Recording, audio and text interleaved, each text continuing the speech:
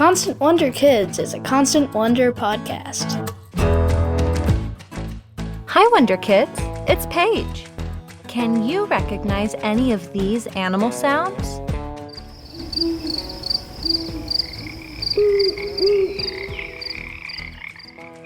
Which animals did you just hear? Some may have been easy to identify, like the owl, but others might have been a little trickier. Whether you recognize these sounds immediately or not, it seems to me that we humans like to pay attention to sounds in the natural world. That's definitely the case for today's guest. My path to listening came really first through birds. I met some people who had devoted a good chunk of their life to listening to the sounds of birds, not just to identify species, but to pick out individuals and understand what each individual was doing, what its behavior was. And these people taught me, in a way, offered me an invitation into that world to listen in. And I found that just even knowing like half a dozen local bird species was like adding a whole new color or even a new sense into my consciousness. This is David Haskell. He's a biologist and writer, and one of his favorite things to do is to go out into the natural world and listen to all the wild sounds around him. As you just heard, the first sounds he learned to identify were different bird species. However, over time, he's learned to listen in to very specific sounds, including some that might surprise you. I was taking a little walk down the road, and this old white pine tree in my neighbor's yard was standing there, and I heard this crunching sound coming from, and I was standing several meters away, this rhythmic crunching sound. And so I stopped, hushed my breathing a little bit, and listened, and then rushed back home and got my sound recorder, because here were the sounds of a beetle's mandible. This is the larva of a cerambycid beetle chewing away at the wood underneath the bark. And this beetle is about as big as my thumb, this larva. So this is a pretty substantial creature, crunching away, eating away at the wood. Wow, I think it's incredible that David could hear the sound of a beetle munching on bark, even if it was a pretty big beetle. Interestingly enough, David wasn't the only one listening in to the beetle's sounds. There's a downy woodpecker also in the tree, and I'm sure that downy woodpecker had its ears cocked listening for that sound, because if you can dig out a cerambycid beetle larva as a downy woodpecker, that's your meal for the day. I suddenly got caught up in the drama and the magnificence of this creature's life. And then the additional part of the story, of course, which is the woodpecker waiting to see if it can locate the beetle by sound. David could hear the beetle eating and also see the woodpecker tracking the sound of the beetle, looking for a tasty meal. What a great insight into the natural world! As he's listened to wild sounds, David has noticed that the environment has a big impact on the type of sounds that he hears. When I first came to the Rocky Mountains, it was a little frightening, because even small gusts of winds in the Rockies evoke great whooshing sounds from the stiff-needled trees all around them. And so that provides the background to any animal that wants to communicate with other members of its species in this habitat. David realized that any creatures communicating in the Rocky Mountains were making really high-pitched, loud calls so that they could be heard over the wind. This was even true for big creatures like elk, who normally make lower sounds. For example, the elk is much higher sound than most other mammals of its size.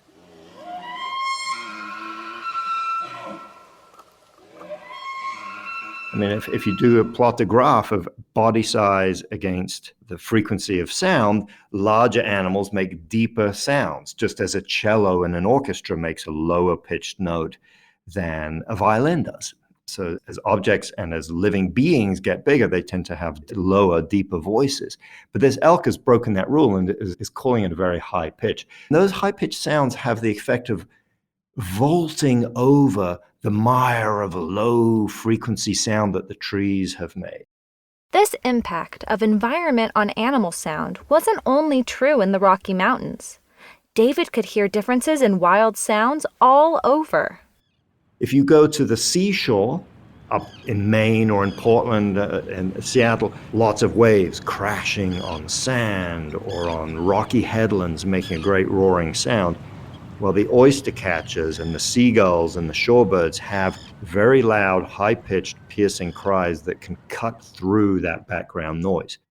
Woodland birds tend to sing very slow, melodious, whistled songs because those are the kinds of songs that transmit best through dense vegetation, whereas birds on the prairie tend to have much more rapidly trilled, virtuosic sounds. And that's one of the delights of listening for me, is to ask, what's the story behind the sound? Why does the bird or the elk or the rabbit have this particular kind of vocalization? In what way does that reveal something about its habitat, its home, where it's come from, its relationships within and between other species? I think that it's very interesting that you can learn that much about a creature from the sound they make, even if you don't understand what the animal might be saying. In all these places, David isn't just listening to animal sounds, but wild sounds in general. This can include other living things that we might not normally think of as particularly vocal. Ponderosa pines are trees of the West, and the last time I was with one was on the Front Range of Colorado. And ponderosas are these magnificent creatures in the gifts that they offer our senses.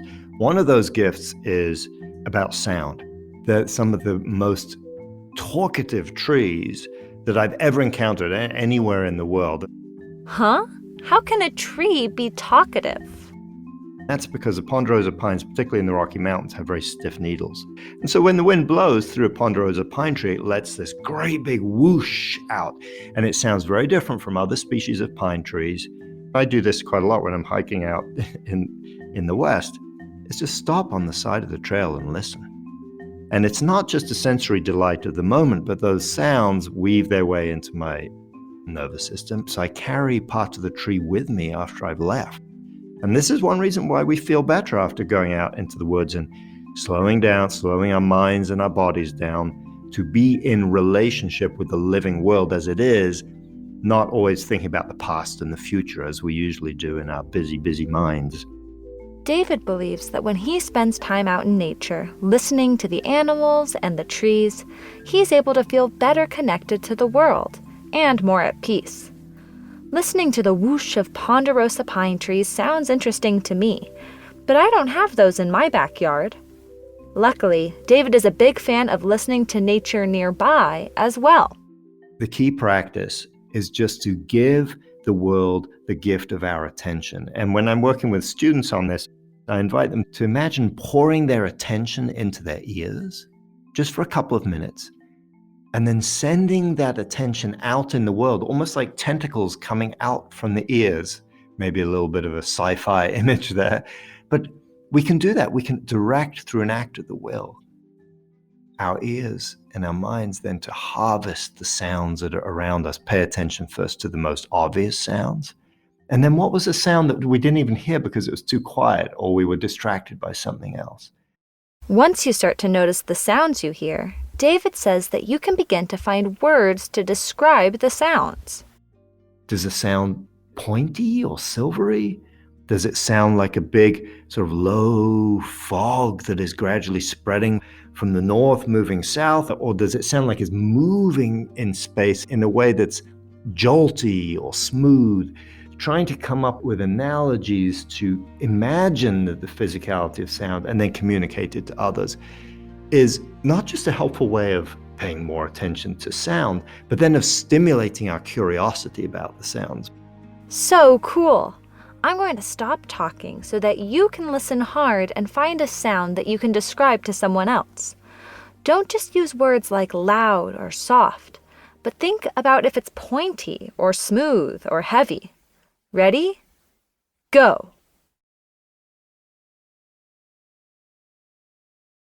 Did you hear anything? How would you describe that sound? If you didn't hear anything, don't worry. David has some more advice to help us in our listening. Pick a particular place and return to it again and again to listen, even just for a minute or two. It could be a street corner, or a tree out in a city park, or a place on the front porch of an apartment. Just hang out and listen for a couple of minutes, and over the days and the weeks, and then perhaps eventually months and years, we'll come to know that place in a way that took us no money, it took us very little effort, but it was just the gift of our attention. And this is like making friends with a human, right? How do you befriend another human being? By listening, not just once, but over and over again, just listening to their story without judging too much. And we can do the same for our neighborhoods or for a favorite place out in a park or in the mountains or on the seashore, wherever we happen to live, and come to know that place and befriend the living earth. I love that we can become friends with our planet by listening to it. How special is that? For David, listening to the natural world has given him incredible experiences, whether he's heard an interesting sound for the first time or gotten to know the soundscape of a place over time. The first time you hear a kookaburra, or the first time you really hear a raven chattering to itself quietly, those are just remarkable experiences that carry us into the lives of other species that are full of the energy of novelty and of discovery. But then one of the fruits of repeated attention to place is that the sense of wonder at the marvels of the world increases, but also this almost sense of humility in realizing that multiple lifetimes listening in one spot in the woods or on one city street corner would not be enough to understand all the stories that are present in this place. Listening to wild sounds has opened David up to the stories of the natural world that exist around him. And the same thing can happen to you, too. So the next time you're outside, stop and listen. You never know what story you might hear.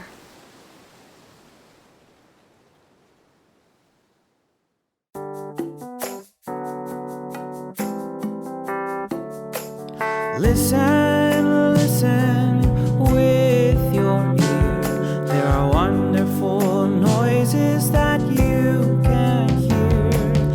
Plants and animals, big and small, fill the world with wild sounds, one and all.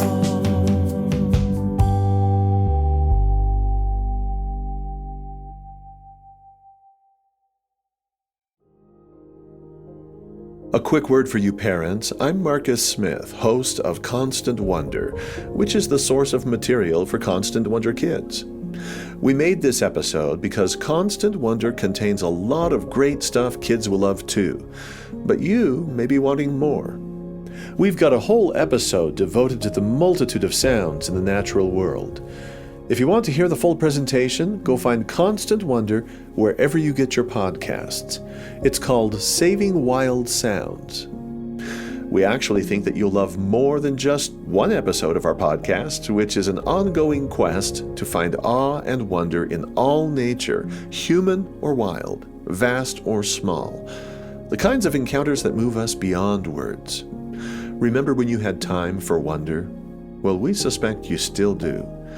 Subscribe to Constant Wonder on your favorite platform. Constant Wonder Kids was produced by Paige Crumperman Darrington with sound designed by Mitchell Towsley. Tenery Taylor is the executive producer. Constant Wonder Kids is a production of BYU Radio.